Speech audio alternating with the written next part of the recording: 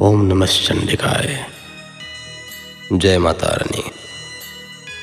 आप सुन रहे हैं श्री दुर्गा सप्तशती। सप्तशती के इस एपिसोड में आप सुनेंगे अध्याय 5, 6 और 7। पंचम अध्याय। पूर्व काल में शुंभ और निशुंभ नामक असुरों ने अपने बल के घमंड में आकर शचीपति इंद्र के हाथ से तीनों लोकों का राज और यज्ञ भाग छीन लिए। वे ही दोनों सूर्य, चंद्रमा, कुबेर, यम और वरुण के अधिकार का भी उपयोग करने लगे। वायु और अग्नि का कार्य भी वे ही करने लगे। उन दोनों ने सब देवताओं को अपमानित, राज्य भ्रष्ट, पराजित और अधिकारहीन करके स्वर्ग से निकाल दिया। उन दोनों महान असुरों से तिरस्कृत देवताओं ने अपराजिता देवी का स्मरण किया और सोचा, जगदम्बा ने हम लोगों को वर दिया था कि आपत्ति काल में स्मरण करने पर मैं तुम्हारी सब आपत्तियों को तत्काल नाश कर दूंगी। यह विचार कर देवता गिरिराज हिमालय पर गए और वहाँ भगवती विष्णु माया की स्तुति करने लगे। देवता बोले, देवी को नमस्कार है, महादेवी शिवा को सर्वदा नमस्कार है, प्रकृति एवं भद्रा को प्रणाम है। हम लोग नियम पूर्वक जगदम्बा को नमस्कार करते हैं। रौद्रा को नमस्कार है, नित्या, गौरी एवं धात्री को बारंबार नमस्कार है। ज्योत्सनामयी, चंद्र रूपिणी एवं सुख स्वरूपा देवी को सतत प्रणाम है। शरणागतों का कल्याण करने वाली वृद्धि एवं सिद्धि रूपा देवी को हम बारंबार नमस्कार करते हैं। नैऋत्री, राजाओं की लक्ष्मी तथा शिव पत्नी स्वरूपा आप जगदम्बा को बार बार नमस्कार है। दुर्गा, दुर्गपारा, दुर्गम संकट से पार उतारने वाली, सारा, सबकी सारभूता, सर्वकारिणी, ख्याति, कृष्णा और धूम्रा देवी को सर्वदा नमस्कार है। अत्यंत सौम्य और अत्यंत रौद्र रूपा देवी को हम नमस्कार करते हैं। उन्हें हमारा बारंबार प्रणाम है। जगत की आधारभूता कृति देवी को बार बार नमस्कार है। जो देवी सब प्राणियों में विष्णु माया के नाम से कही जाती है, उनको नमस्कार, उनको नमस्कार, उनको बार बार नमस्कार है। जो देवी सब प्राणियों में चेतना कहलाती है, उनको नमस्कार, उनको नमस्कार, उनको बारंबार नमस्कार है। जो देवी सब प्राणियों में बुद्धि रूप से स्थित है, उनको नमस्कार, उनको नमस्कार, उनको बारंबार नमस्कार है। जो देवी सब प्राणियों में निद्रा रूप से स्थित है, उनको नमस्कार, उनको नमस्कार, उनको बारंबार नमस्कार है। जो देवी सब प्राणियों में शुद्धा रूप से स्थित है, उनको नमस्कार, उनको नमस्कार, उनको बारंबार नमस्कार है। जो देवी सब प्राणियों में छाया रूप से स्थित है, उनको नमस्कार, उनको नमस्कार, उनको बारंबार नमस्कार है। जो देवी सब प्राणियों में शक्ति रूप से स्थित है, उनको नमस्कार, उनको नमस्कार, उनको बारंबार नमस्कार है। जो देवी सब प्राणियों में तृष्णा रूप से स्थित है, उनको नमस्कार, उनको नमस्कार, उनको बारंबार नमस्कार है। जो देवी सब प्राणियों में क्षमा रूप से स्थित है, उनको नमस्कार, उनको नमस्कार, उनको बार बार नमस्कार है। जो देवी सब प्राणियों में जाति रूप से स्थित है, उनको नमस्कार, उनको नमस्कार, उनको बारंबार नमस्कार है। जो देवी सब प्राणियों में लज्जा रूप से स्थित है, उनको नमस्कार, उनको नमस्कार, उनको बार बार नमस्कार है। जो देवी सब प्राणियों में शांति रूप से स्थित है, उनको नमस्कार, उनको नमस्कार, उनको बारंबार नमस्कार है। जो देवी सब प्राणियों में श्रद्धा रूप से स्थित है, उनको नमस्कार, उनको नमस्कार, उनको बारंबार नमस्कार है। जो देवी सब प्राणियों में कांति रूप से स्थित है, उनको नमस्कार, उनको नमस्कार, उनको बारंबार नमस्कार है। जो देवी सब प्राणियों में लक्ष्मी रूप से स्थित है, उनको नमस्कार, उनको नमस्कार, उनको बारंबार नमस्कार है। जो देवी सब प्राणियों में वृत्ति रूप से स्थित है, उनको नमस्कार, उनको नमस्कार, उनको बारंबार नमस्कार है।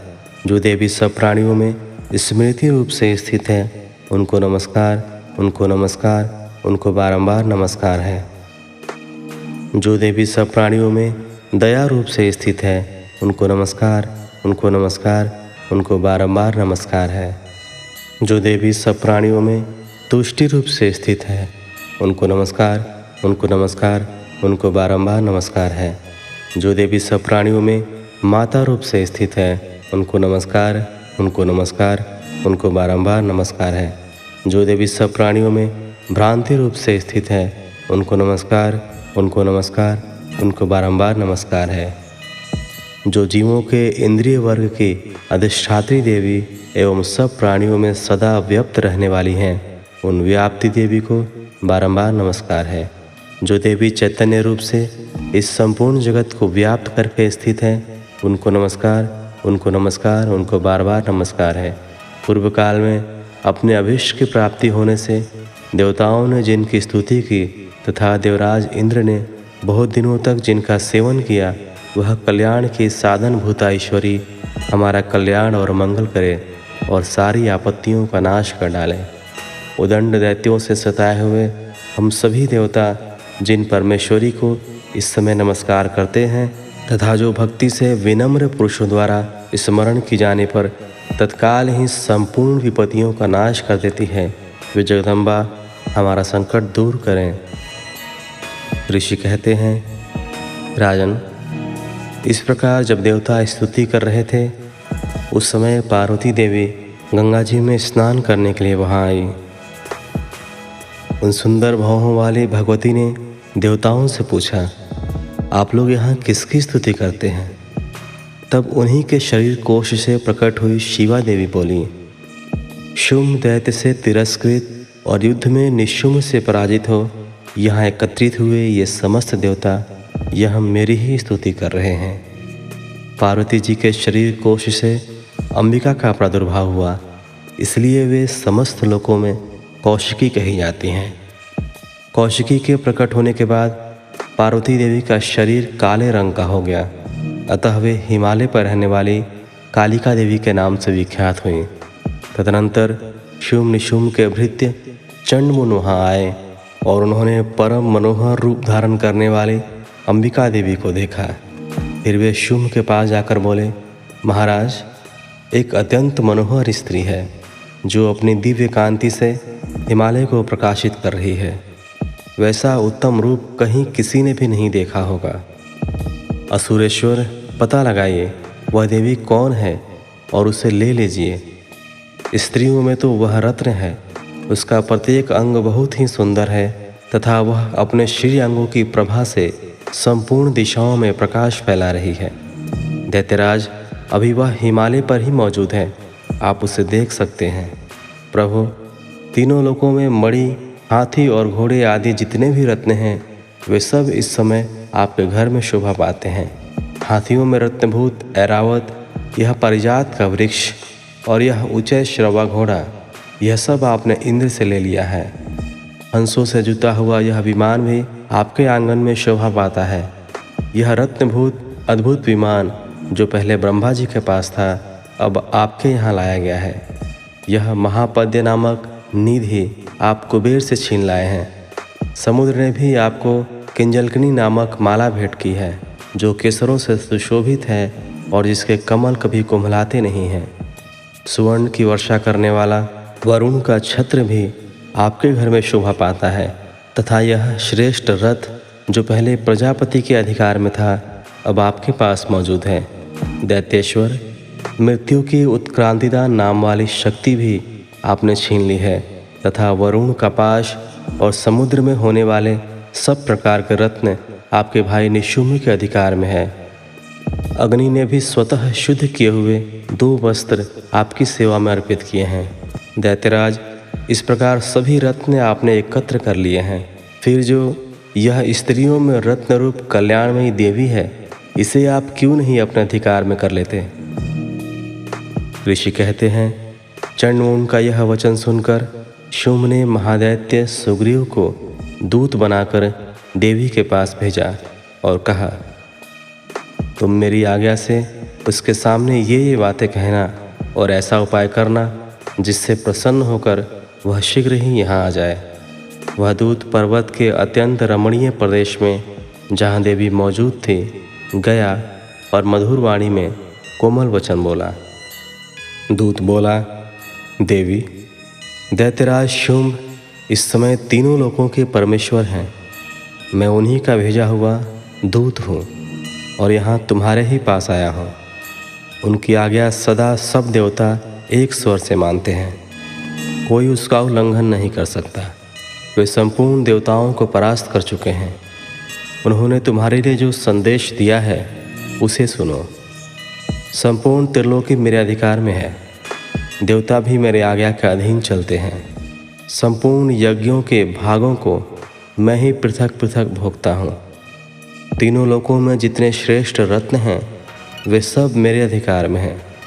देवराज इंद्र के वाहन ऐरावत, जो हाथियों में रत्न के समान है, मैंने छीन लिया है। क्षीर सागर का मंथन करने से जो अश्वरत्न उच्चैः श्रवा प्रकट हुआ था उसे देवताओं ने मेरे पैरों पर पड़कर समर्पित किया है।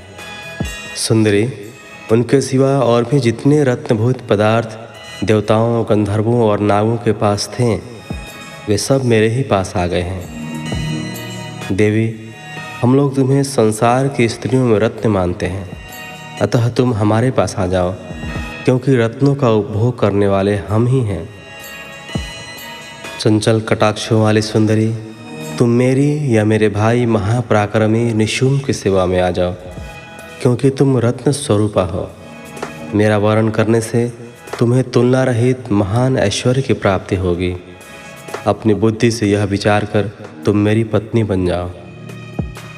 ऋषि कहते हैं, दूत के यूं कहने पर कल्याणमयी भगवती दुर्गा देवी, जो इस जगत को धारण करती हैं, मन ही मन गंभीर भाव से मुस्कुराई और इस प्रकार बोली। देवी ने कहा, दूत, तुमने सत्य कहा है, इसमें तनिक भी मिथ्या नहीं है।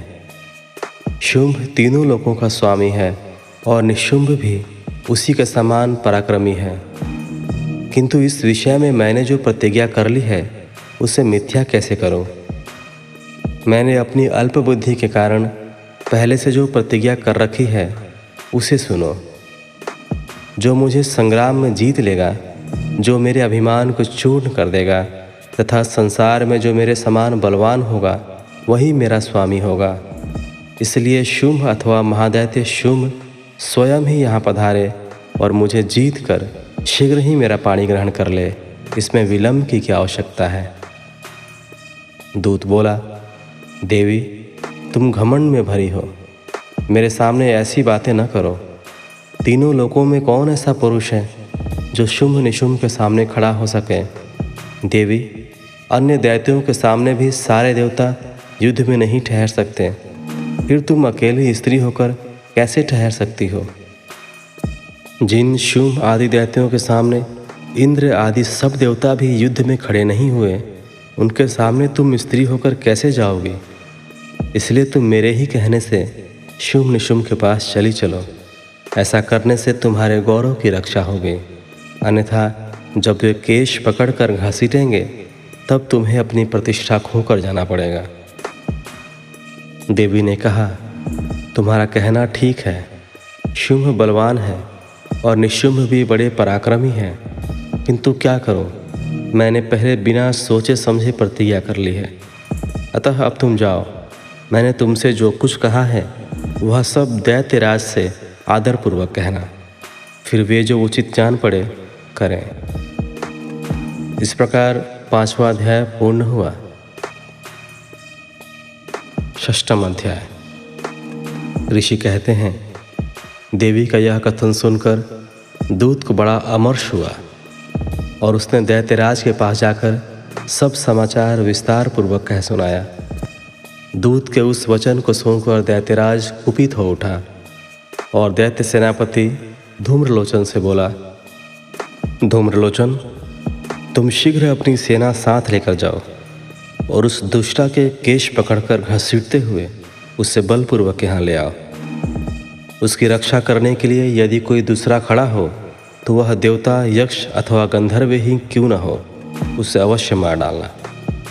ऋषि कहते हैं, शुंभ के इस प्रकार आज्ञा देने पर वह धूम्रलोचन दैत्य 60,000 असुरों की सेना को साथ लेकर वहाँ से तुरंत चल दिया। वहाँ पहुँचकर उसने हिमालय पर रहने वाली देवी को देखा और ललकार कर कहा, अरे तू शुंभ निशुंभ के पास चल। यदि इस समय प्रसन्नतापूर्वक मेरे स्वामी के समीप नहीं चलेगी तो मैं बलपूर्वक झोंटा पकड़कर घसीटते हुए तुझे ले चलूँगा। देवी बोली, तुम्हें दैत्यों के राजा ने भेजा है।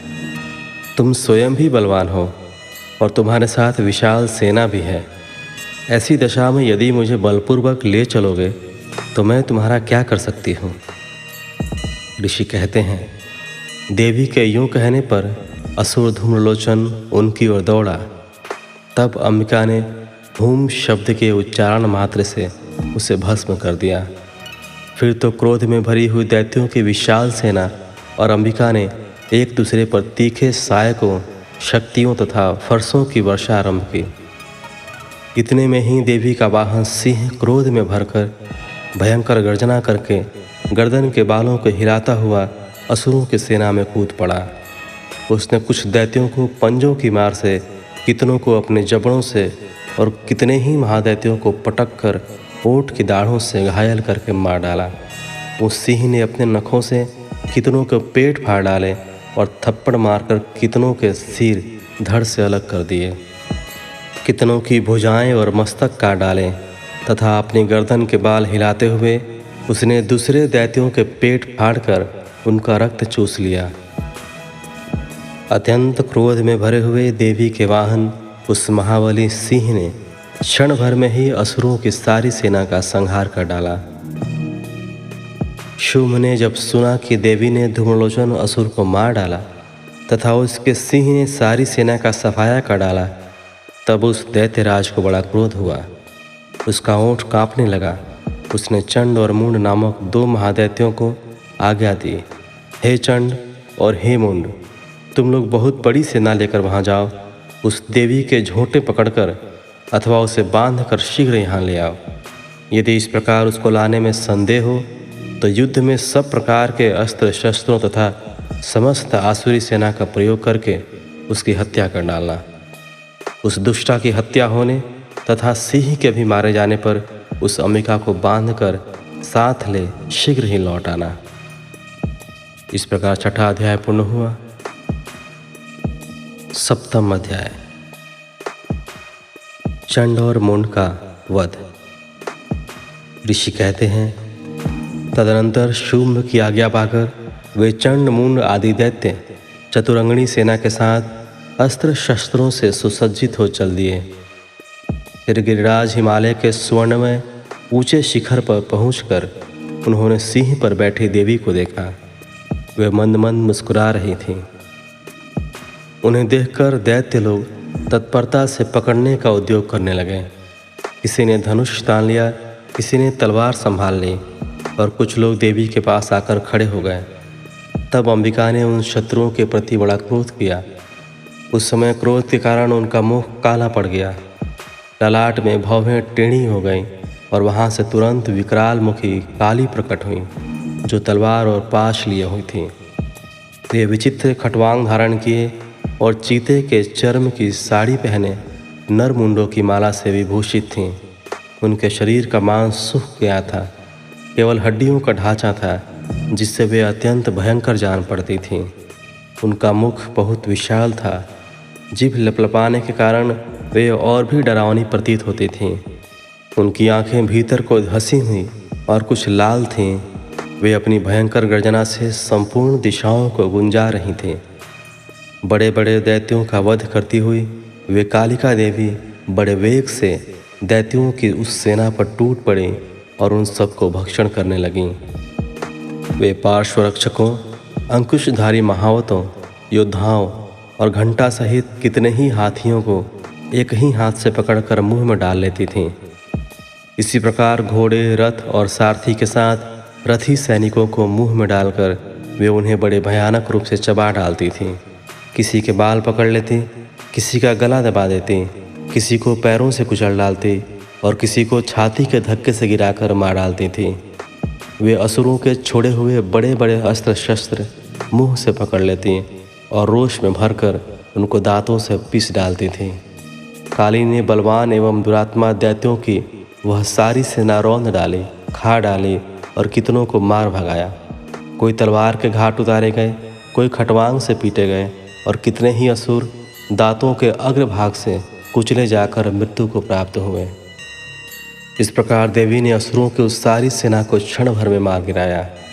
यह देख चंड उन अत्यंत भयानक काली देवी की ओर दौड़ा तथा महादैत्य मूंड ने भी अत्यंत भयंकर बाणों की वर्षा से तथा हजारों बार चलाए हुए चक्रों से उन भयानक नेत्रों वाली देवी को आच्छादित कर दिया। वे अनेकों चक्र देवी के मुख में समाते हुए ऐसे जान पड़े मानो सूर्य के बहुतेरे मंडल बादलों के उदर में प्रवेश कर रहे हों। तब भयंकर गर्जना करने वाली काली ने अत्यंत रोष में भरकर विकट अट्टहास किया।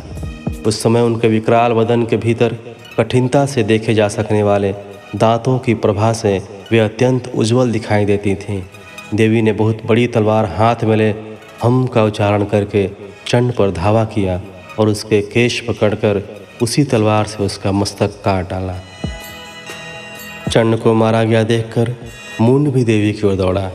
तब देवी ने रोष में भरकर उसे भी तलवार से घायल करके धरती पर सुला दिया।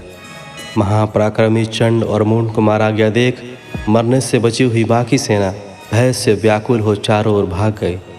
तदनंतर काली ने चंड और मूंड का मस्तक हाथ में ले चंडिका के पास जाकर प्रचंड अट्टहास करते हुए कहा, देवी, मैंने चंड और मूंड नामक इन दो महापशुओं को तुम्हें भेंट किया है।